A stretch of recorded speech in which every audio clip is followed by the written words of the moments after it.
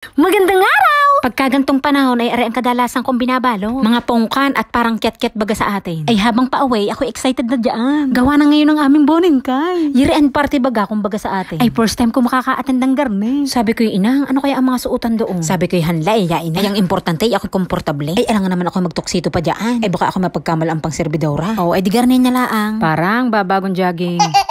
Ay, ang reservation daw ng restaurant ay alas 6. Abay, alas 5 pa lamang. Ay, ako'y gayak na. Gawa ng alas 5:30 daw ako susunduin ng aking among naka-heels. Ko, ay laban na laban ang amo ko. Ay, hindi niya naman itinatanggi. Gawa ng frustration niya daw ang tumangkad. Nasahin ko'y masakit na agad ang paa. Ay, niluwagan na. Ito, ang literal na tiis ganda. Are, di ni kami kakain. Para bagang sanggip sa atin. Pagpasok namin sa may bukana, ay sinabi lang namin yung pangalan na nagpa-reserve. Tapos iginaid na kami doon sa kaduluduluhang kwarto. Pagkarating namin, hindi agad kami pumasok. May patambay-tambay pa kami nalalaman sa parking. Ay sabi ng aking amo, ay wag muna tayong pumasok. Mag-antay tayo ng kasamahan. Ay di kinikilala namin ang mga nakaparking na sasakyan. Anla, walang pamilyar. Sabi niya, ay tara na. Magtanong na lang tayo sa loob. Sabi ko, ano kaya ang kinakatakot ng isang ito? Nasa kanya naman ang pambayan. Ako, ang dapat kabahan. Ay kung ako mag-isa ang pinapunta, ay hindi ako maglalakas loob pumasok diyan. Antayin ko kayo sa labas. Labasin niyo ko din. Ay sus ko po, tinamaan ka ng magaling. Ay kayo naman pala kumpleto na din Ito gang mga iti, walang mga cellphone number. Kung iti mga nagtatawagan. Ay kung ari mga Pinoy, ay update Naliligo pa lamang, malapit na daw. Ay kauupo pa lamang, ay naabutan agad ng gapitsil na baso. Hoy, ako may imamarti sa inyo. Yan buwakit kining juice na iyan. Ay hindi pantay ang lasa. Sabi ko, ano ganaman lasa ari? Ay inang, ay nakalamang lang na kaunti ang tubig. Ay sinilip ko, ay namuo sa ilalim. Ay ngali-ngali ko ngang haluin ng chopstick. Ay hindi ko maig-ig at punong-puno. O ay antay-antay at kakampay muna. Ang totoo niyan, ay nakapagkampay na. Ay sabi ko, hindi ko na bidyuhan. Ay suportado din naman nga ako ng mga bini. Nasahin ko si Panelo, ay nangalay. Ay si Panelo, si tatay. Bago pa makarating sa may tamain. Ay sabi, ay mamili ka ng gusto mong kainin. Ay pipili na pala, ay nilantakan ko na rin pasibol sa harapan ko. Pagkababagal ninyo, pagkakadami ng pulong. Bubusugin nyo yata ako sa pasibol at juice na walang lasa. Ay pagkarating ko diyan, may mga nakahanda na sa lamesa. Ay puro inumin at mga side dish. Sabi ko, are ang gusto ko, ice cream. Sabi nila, yan ay mamaya pa.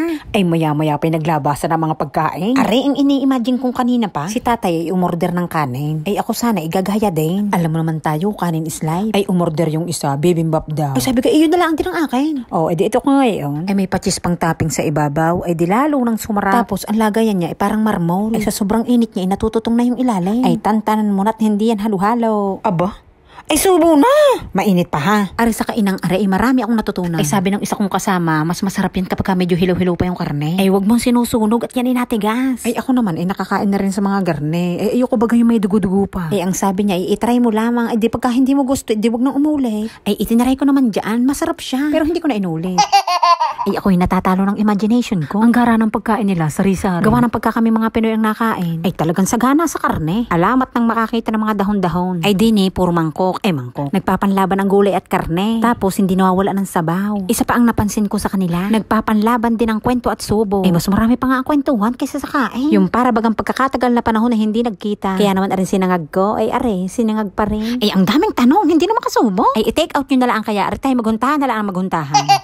Pero sa tunay, ay pagkakasarap talaga ng mga pagkain din Inang. Yung bagang pakiramdam mo yung kinakain may sariwang-sariwa. Yung mild lang yung mga lasa niya pero nandun yung linamnam. Hindi siya luto sa mga pampalasa, pero may lasa. Sa lasa lang talaga ng Diyos tumagilid Pero kung yun inahalo ko ng chopstick, ay perfect. Ay ako'y nag-alangan laang gawin. Alam mo na, nakikiramdam. Garne pala din O order, iihaw. Pagkaubos saka ulit o order. Tapos ihaw, subo. Ay ako hindi na mahihiyang umamin sa inyo. Ay kami mga magtotropa, hindi ganyan ang padali. Ay kami naman data, laman din ng mga eat all you can. O syempre, pag mga eat all you can, may mga oras laang din yun. Di dyan papasok yung mga strategy para hindi lugi sa bayad. Lahat ng mga gusto namin kainin, iipunin namin sa lamesa. Kasi mamaya, wala na yung mga tayuan. Kailangang i-maximize ang time. Magkakaaway muna, walang imik-imik, subo lang ng subo. Lahat ng klase ng inumin, tinikman. Saan ka nakakita? May coke, may kape, may kokwa. Iisang tao lang may-ari niyan. Saka palang magkukwentuhan yan pag nakaramdam na ng busog. Binuksan ko na yung butones ko. Ako pre, hindi ako nagkanin para sulit.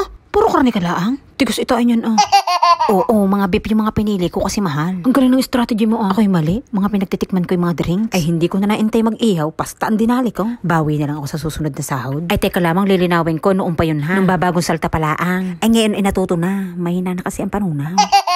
Ay aring oras na are. Ay sadya namang ligayang tunay. Ay pagkakasarami kong ice cream na nakain di yan. Ay inabot na ng inabot. Ay salo naman ako ng salo. Ay di habang nagbabayad ang aking amo. Sabi ni tatay, anong gusto mo diyan? Sabi ko iyon. Hindi. Abay mahiya-hiya. Mababalita. Baka sa susunod hindi na maisamot sa kadalaan. Sabi naman ng isa, aray, ipabili mo kay amo. Habang bukas pa yung bag. Sabi ko, aring mga ari, ako itulak na lang ng itulak. Sila naman yata napapaibig. Garning dinamdam yata ni nanay ang bayarin eh. Yung ganaman sa dami kong inorder na ice cream. Pagdating sa may labasan, ay ako'y atras abante pa. Ay pagkakasalamig sobra. Ay ang kaso ay kailangan pang magpaalamanan. Ay nagpaalamanan na mga bini. Kaya naman pala walang pamilyar na sasakyan sa parking. At mga dihatid at sundo. Nasaan na kaya itong aking amo? Natabunan na yata ng mga bayarin. Ay usok na ang hininga ko sa lamig. Bye-bye!